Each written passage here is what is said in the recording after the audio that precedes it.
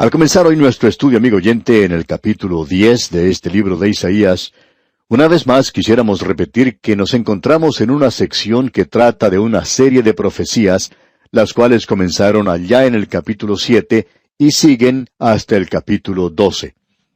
Estas fueron profecías pronunciadas durante el tiempo del rey Acaz. De paso, digamos que este fue un rey malvado, y con un trasfondo tan tenebroso como ese, fueron presentadas estas profecías. En ese momento tan oscuro, Isaías habla acerca de la situación local.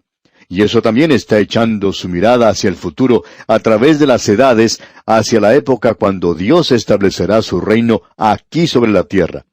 Y vamos a ver esto al continuar, al avanzar en nuestros estudios. Este capítulo 10 es un capítulo muy destacado y creo que decimos esto en cuanto a la mitad de los capítulos de la Biblia. Y quizá deberíamos decir eso acerca de cada uno de los capítulos de la Biblia. Pero eso, por cierto, es indicado para este que consideramos hoy. El tema tratado en este capítulo es que Dios utiliza al pueblo de Asiria unos 500, quizás 700 años antes de la primera venida de Cristo.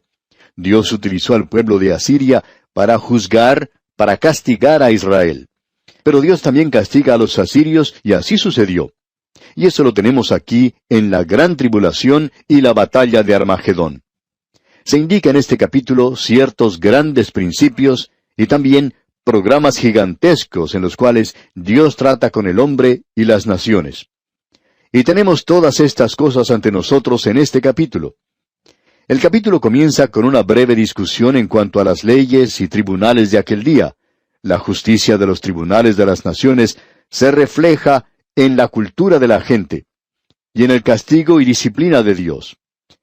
Veremos en este capítulo que los asirios son un símbolo y un tipo del futuro rey del norte que se levantará contra el pueblo de Emanuel. Eso en los últimos días.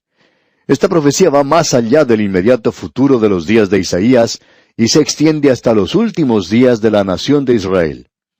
Isaías identifica ese período designándolo como aquel tiempo, que es a menudo equivalente al día del Señor. Este capítulo concluye con la terrible figura del enemigo del norte en la batalla de Armagedón. Como usted puede apreciar, este es un capítulo muy destacado. En los primeros 4 versículos, tenemos que los jueces de Israel son injustos y que ellos serán juzgados o castigados por Dios. Escuche lo que dice el primer versículo de este capítulo 10. Ay de los que dictan leyes injustas y prescriben tiranía. Es decir, que dictan sentencias que son injustas. Debería estar representada la justicia, pero no lo estaban haciendo. Y prescriben tiranía. Ahora, al observar lo que dicen estos versículos aquí al comienzo de este capítulo, uno pensaría que en lugar de estar leyendo la Biblia, está leyendo a Platón o a algún moralista de ese período o posteriores. Porque están hablando acerca de justicia. Platón tenía mucho que decir en cuanto a eso. Una de las notables excepciones es que, por supuesto, detrás de la justicia humana está la justicia de Dios. El juez y el trono aquí en la tierra tienen que revelar la justicia de Dios y ellos son responsables ante Él. Notemos ahora lo que dice el versículo 2. Para apartar del juicio a los pobres y para quitar el derecho a los afligidos de mi pueblo, para despojar a las viudas y robar a los huérfanos. Lo que aquí se menciona es muy destacado y muy al día.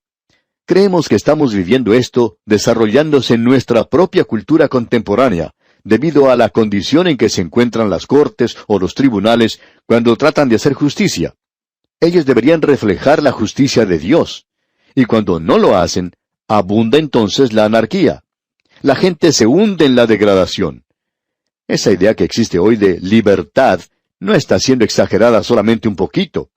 Hablando honradamente, amigo oyente, cada criminal que es detenido debería recibir un juicio justo y todo lo que merece. Pero, amigo oyente, para que mi esposa y mis hijos, para que toda mi familia pueda andar por las calles en paz, esa persona criminal tiene que ser castigada. Es culpable y el juez, que puede tener un corazón tierno o puede estar un poquito tierno en la cabeza, deja que salga en libertad. Bueno, Él no me está haciendo justicia a mí o a mi familia, ni a usted ni a los suyos. Estamos escuchando demasiado en cuanto a la justicia hoy.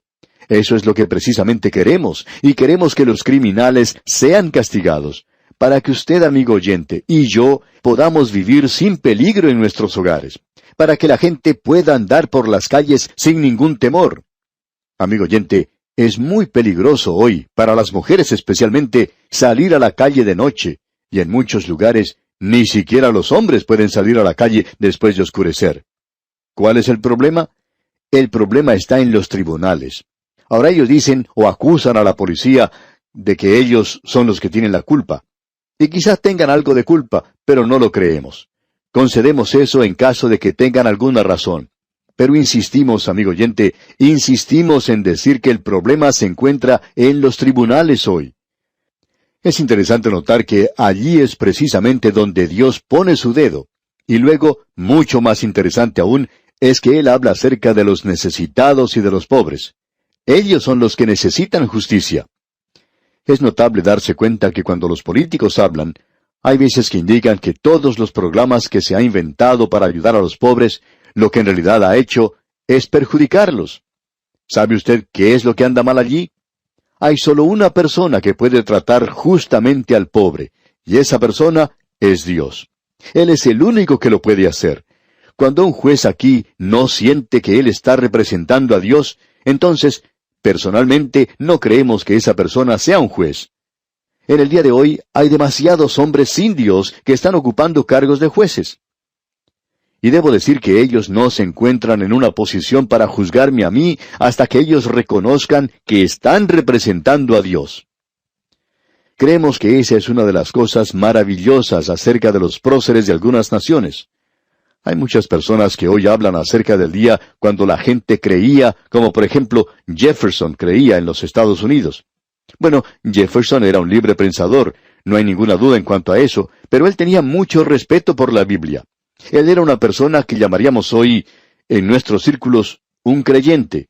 Pero amigo oyente, él tenía respeto por la palabra de Dios y por las declaraciones que allí se encontraban. Nos hemos apartado tanto hoy que nuestros tribunales y nuestros gobiernos ni siquiera reconocen a Dios. No es otra cosa que una farsa el que una persona ponga su mano sobre la Biblia y jure cuando se hace cargo de su posición. Casi podríamos decir que es algo cómico porque ni siquiera el juez cree en eso. Los abogados no creen y tampoco creen los miembros del jurado, y la persona que está prestando juramento tampoco cree. Y cuando usted no cree, pues uno puede jurar sobre cualquier otro libro y posiblemente ellos tengan más respeto que el que demuestran por la palabra de Dios. Amigo oyente, Dios está tratando aquí con principios, y hasta cuando el juez represente a Dios, Él no puede representar a la gente. Nos hemos apartado tanto de esto hoy, que parecemos anticuados al hablar de este modo. Pero no nos damos por ofendidos si usted piensa así. Ahora el versículo 3 de este capítulo 10 dice, ¿Y qué haréis en el día del castigo? ¿A quién os acogeréis para que os ayude cuando venga de lejos el asolamiento? ¿En dónde dejaréis vuestra gloria? Dios está diciendo aquí que si usted está juzgando hoy, y usted le representa a Él, llegará el día cuando Él va a juzgar, y lo juzgará a usted también. Y pensamos nosotros que cada juez debería reconocer que un día tendrá que presentarse ante Dios y rendir cuentas de cómo ha actuado, de lo que Él ha hecho en cuanto al puesto de responsabilidad que ha recibido. Quieren demostrar un corazón doliente hoy cuando dicen que quieren hacerle justicia al criminal, y lo dejan en libertad porque es un pobre hombre. Bueno, amigo oyente, lo que queremos destacar es que ellos necesitan también juzgar mejor a los ricos. Y en el versículo 4 de este capítulo 10 de Isaías leemos, «Sin mí se inclinarán ante los presos, y entre los muertos caerán. Ni con todo esto ha cesado su furor, sino que todavía su mano está extendida». Dios dice que esto va a afectar a todos los niveles de la sociedad, y esto afecta al hombre y trae consigo su propio deterioro y degradación. Hoy hemos llegado a un nuevo nivel bajo en lo que se refiere a la moralidad. Ahora el versículo 5 dice, «Oh Asiria, vara y báculo de mi furor, en su mano he puesto mi ira». Creemos que aquí encontramos la clave para todo este pasaje. Nos encontramos aquí ante una de las declaraciones más fuertes de la Biblia. Es demasiado para muchas personas hoy. Y quizá vamos a recibir muchas cartas en cuanto a esto, pero por favor, no nos las envíe a nosotros. Envíenselas a Isaías, y él presentará eso al Señor, porque no fuimos nosotros los que dijimos esto. Eso es lo que Isaías escribió y lo que Dios dijo. Oh Asiria, vara y báculo de mi furor, en su mano he puesto mi ira. Ahora dijimos que este es el versículo clave de este capítulo, y vemos que ilumina todo el propósito de Dios, porque Él está diciendo aquí que está usando a Asiria como vara para castigar a la nación de Israel. Amigo oyente, esto es algo sorprendente. De la misma manera en que uno toma una vara para castigar a su hijo, Dios dice, yo estoy usando a los de Asiria como una vara, y los estoy utilizando para disciplinar y castigar a mi pueblo. Dios dice aquí que Él está disciplinando, Él está usando al pueblo de Asiria. Y lo sorprendente de todo es que la destrucción que ellos, o sea que los asirios, trajeron a esa tierra, es lo que la mano de Dios trajo, y lo que los asirios hicieron, lo hizo Dios. Dios los estaba utilizando a ellos como una vara. Ellos no sabían eso, pero así fue como se desarrolló todo. Amigo oyente, esto es demasiado para muchas personas hoy y no lo pueden comprender, pero aquí estamos nosotros para decirle que esto es lo que Dios dijo. Ahora sigamos leyendo en el versículo 6 de este capítulo 10 de Isaías, donde dice, le mandaré contra una nación pérfida, y sobre el pueblo de mi ira le enviaré, para que quite despojos y arrebate presa, y lo ponga para ser hollado como lodo de las calles. Dios dice que Él es responsable por enviar a Sennacherib, el asirio, contra Israel, por tomar cautivo al reino del norte de Israel. Y observando que Asiria es un símbolo del reino del norte, entonces, en los últimos días, veremos aquí un cuadro de otro reino del norte que será utilizado por Dios. Hay muchos expositores bíblicos que creen que esto tiene referencia a la bestia que sale del mar, que se menciona allá en Apocalipsis capítulo 13, y que será uno de los gobernantes del Imperio Romano. Quizá podríamos especular en cuanto a qué reino o qué nación podría ser, pero no vamos a hacerlo. Diremos únicamente que Dios es responsable por esto. Él es quien puede humillar, tratando de provocar que nosotros nos despertemos del sueño en que nos encontramos. Ahora, ¿sabía el pueblo asirio en aquel día que estaba siendo utilizado como una vara por Dios? Bueno, leamos el versículo 7 de este capítulo 10. Aunque él no lo pensará así, ni su corazón lo imaginará de esta manera, sino que su pensamiento será desarraigar y cortar naciones no pocas. Y si uno hubiera ido a preguntarle a uno de estos asirios, pues se le hubiera reído a uno en la cara. Y lo mismo hubiera sucedido si usted se acercaba a uno de los grandes tiranos que ha tenido este mundo y le preguntara, ¿sabía usted que está siendo utilizado como una vara en las manos de Dios? Bueno, esa persona se le hubiera reído sin vergüenza en su cara. Hubiera pensado que eso era algo ridículo. Aun cuando su filosofía o ideas parezcan estar contra Dios mismo, uno nunca puede alejarse de él. Dios aún puede utilizar un pueblo pagano como Asiria. Y éste ni siquiera tenía alguna noción de que era un profeta de Dios y por supuesto nunca hubiera admitido eso. Vamos a dejar ahora algunos versículos para avanzar un poco más en nuestra lectura y veremos que los asirios estaban obteniendo grandes victorias. El orgullo de los asirios los encegueció y no pudieron ver cómo eran las cosas en realidad. Porque ese pueblo estaba apoyándose en su propia fortaleza y en su supremacía, y estaba siendo victorioso por donde quiera que iba. Sin embargo, nosotros sabemos que Dios era quien los estaba utilizando, y lo mismo puede estar sucediendo hoy. Leamos ahora el versículo 12. Pero acontecerá que después que el Señor haya acabado toda su obra en el monte de Sión y en Jerusalén, castigará el fruto de la soberbia del corazón del rey de Asiria, y la gloria de la altivez de sus ojos. Esto es más sorprendente aún. Dios dice, cuando yo termine de usarlos a ellos contra mi pueblo, entonces los juzgaré a ellos mismos. Ellos tampoco escaparán. Y eso es exactamente lo que Dios hizo. La historia nos da fiel testimonio de eso. Finalmente, Dios trató con los asirios y los castigó. Isaías está demostrando aquí que Dios controla y juzga a todas las naciones de la tierra. Luego en el versículo 15, hace dos preguntas importantes. Allí dice, ¿Se gloriará el hacha contra el que con ella corta? ¿Se ensoberbecerá la sierra contra el que la mueve? Usted se puede imaginar un día andando por el monte y de pronto escucha que algo se está dando palmadas en la espalda y diciendo, «Mira, he derribado este árbol tan grande». Usted se dirige a ese lugar y no ve nada más que un hacha. Y usted pregunta, «¿Qué es lo que quieres decir? ¿Que tú has derribado el árbol?» Bueno, dice, «El árbol está en el suelo, yo lo derribé». Pero no fue así. Tiene que haber habido a alguien utilizando ese instrumento. Y eso era todo lo que esas naciones eran. Esa es la razón por la cual opinamos que es muy importante hoy que nuestras naciones tengan hombres que sepan reconocer a Dios y que no teman tomar una posición tal y decirlo, que miran a Dios y le piden su ayuda y su guía. Opinamos que Dios puede darles esa clase de guía y de ayuda hoy. Sin embargo, amigo oyente, nuestras naciones se dividen en el presente. Nuestras naciones están mucho más divididas de lo que nosotros queremos admitir.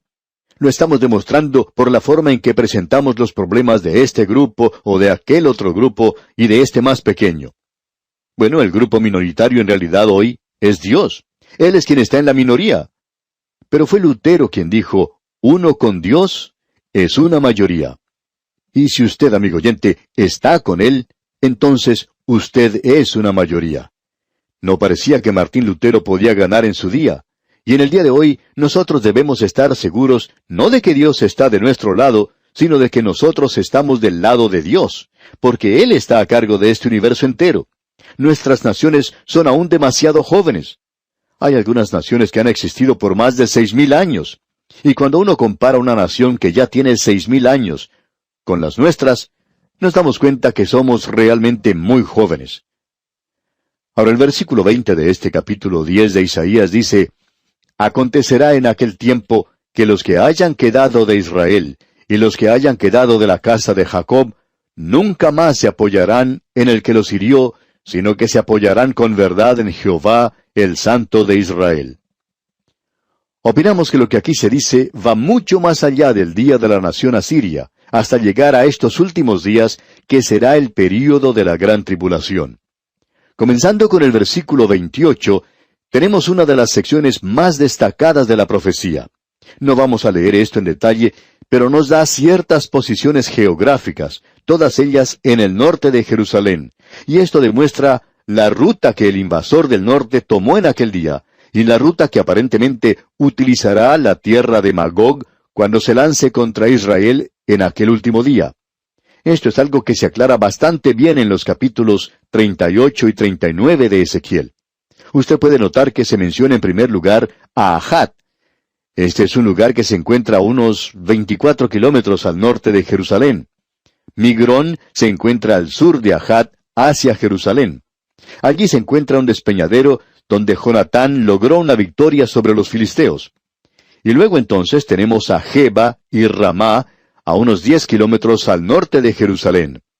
Anatot se encuentra a unos 5 kilómetros, y ese es el lugar de donde procedía Jeremías. Y Lais se encuentra en el extremo norte de Palestina, en la tribu de Dan. Esta gente provenía de esa zona. Madmena era un basural al norte de Jerusalén.